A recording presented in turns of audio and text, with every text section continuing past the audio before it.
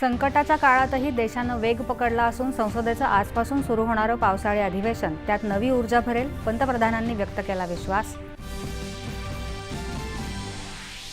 संसदेतल्या अर्थपूर्ण चर्चांच्या माध्यमातून एकत्रितपणे देशाला पुढे नेणं ही काळाची गरज आणि देशाच्या आकांक्षी युवा वर्गाची मागणी, पंतप्रधान। तर्क आणि तथ्यासह संसदेतील चर्चा समृद्ध होऊन प्रत्येक विचाराला सन्मान मिळावा ही आमची भूमिका असून सर्व खासदारांनी कामकाजात हिरिरीने सहभाग घ्यावा, पंतप्रधानांचं आवाहन।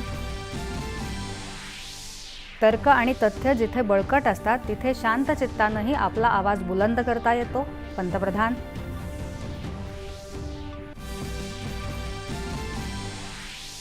संसदेचं पावसाळी अधिवेशन आजपासून 13 ऑगस्टपर्यंत चालणाऱ्या या अधिवेशनात अनेक महत्त्वपूर्ण विधेयकं आणि चर्चा अपेक्षित।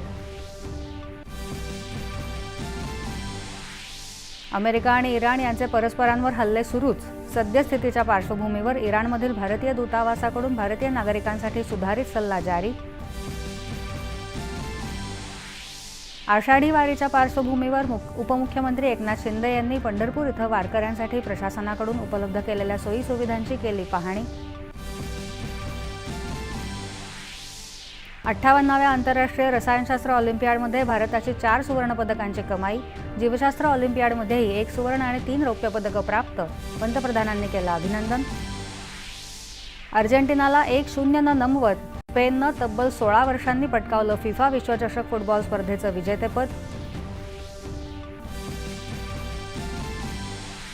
आणि हवामान विभागाकडून हिमाचल प्रदेश, उत्तराखंड आणि जम्मू काश्मीरमध्ये 2 दिवस मुसळधार पावसाचा इशारा। राज्यात कोकण आणि मध्य महाराष्ट्रात मुसळधार पावसाचा अंदाज।